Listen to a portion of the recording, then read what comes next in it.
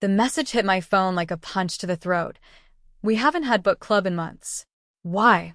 I stood frozen in the kitchen, my thumb hovering over the screen, rereading it until the words blurred. The pasta on the stove boiled over, hissing and spilling foam across the burner, but I didn't move. I barely breathed. My wife had kissed me goodbye less than an hour earlier, smiling, grabbing her purse, saying she might be late because the discussion was running long tonight. Same line she had used every Thursday for almost half a year. I had never questioned it. Not really. Book club sounded harmless. Predictable. Safe. My hand started to shake as I typed back. She said she was with you tonight. The three dots appeared, vanished, then appeared again. That pause felt endless. My chest tightened as memories rushed in uninvited. Her phone always face down. The way she showered immediately after coming home. The distracted hums when I spoke about my day. All those moments I had brushed aside because marriage, I told myself, had rhythms. Not everything meant something. The reply came. I think you need to talk to her. I sat down hard at the kitchen table. The chair scraped loudly against the floor, the sound sharp in the quiet house. My heart pounded so hard it made my ears ring. I told myself there had to be an explanation. A misunderstanding. Maybe the group had split. Maybe she met separately with someone else from the club. Lies stacked on top of hope inside my head. I waited. When the front door finally opened hours later, I didn't turn around. I listened to her keys drop into the bowl, her coat rustle, her familiar footsteps slow when she realized I was sitting there in the dark. You didn't text, she said carefully. I didn't know what to say. She reached for the light switch, then stopped. What's wrong? I faced her then. Her makeup was slightly smudged. Her hair didn't look like it usually did after sitting in a circle talking about books. I felt sick for noticing. How was book club? I asked. She hesitated just long enough to matter. Good. Long. Who was there? She smiled, but it didn't reach her eyes. Why are you asking? I talked to Emma. The color drained from her face. She opened her mouth, closed it, then sat across from me as if her legs had given out. She says you haven't met in months. I continued, my voice quieter than I expected. So where were you really? Silence filled the room, thick and heavy.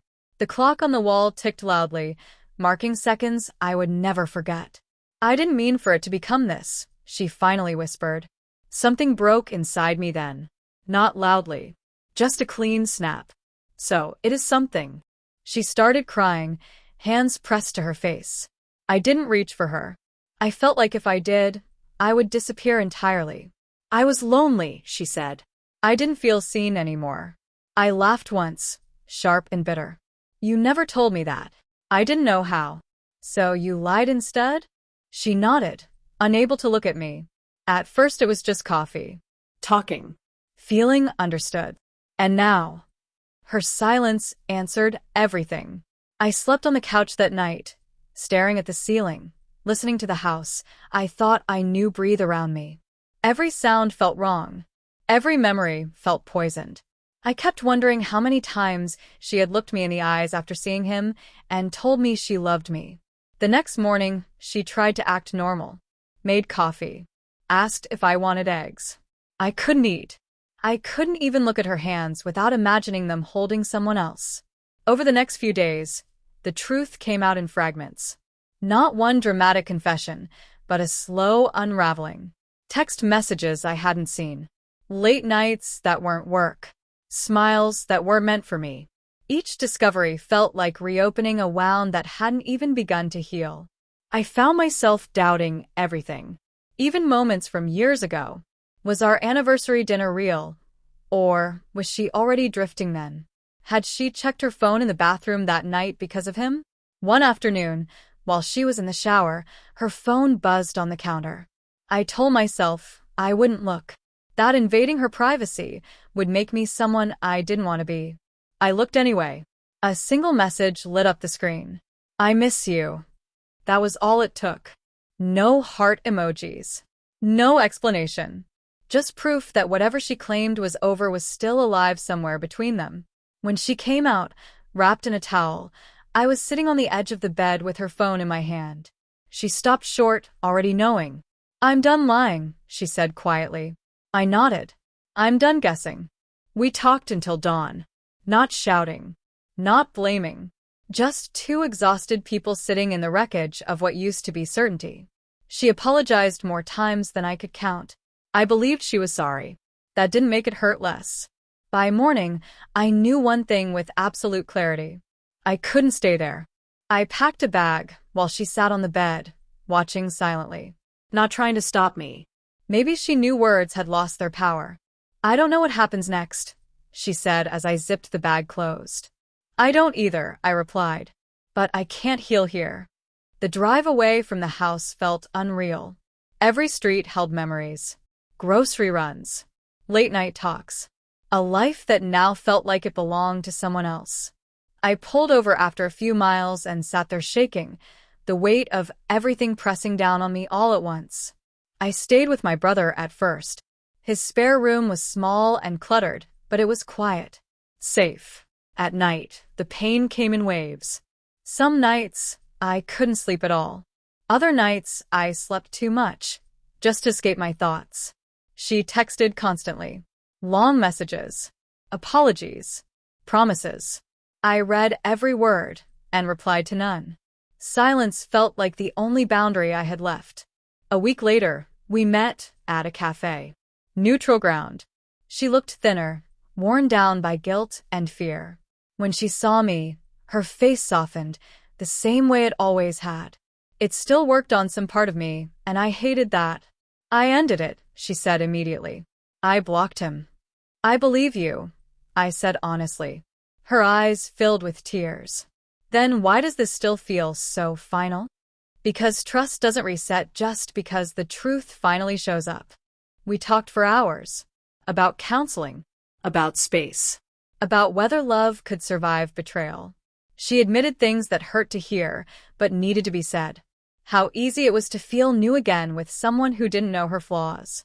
How she convinced herself she wasn't really hurting anyone because she never planned to leave. Hearing that almost broke me. "You don't have to leave to destroy something," I said quietly. I moved into a small apartment a month later. It was empty, echoing, unfamiliar. I ate on the floor. Slept on a mattress, without sheets the first night. But for the first time in months, my thoughts were my own. We tried therapy together. Slowly. Carefully. Some sessions felt productive. Others reopened wounds I wasn't sure would ever close. I saw her trying. I also saw how deeply the damage ran. One evening, after a particularly hard session, she asked me, "Do you think you could ever trust me again?" I didn't answer right away. "I don't know," I said finally. And that's the truth. Months passed. The pain softened, though it never disappeared. I learned how much of myself I had ignored to keep the peace. How often I had chosen comfort over honesty. I began to understand that her betrayal didn't start the distance. It exposed it. We met for a walk one evening, leaves crunching beneath our feet.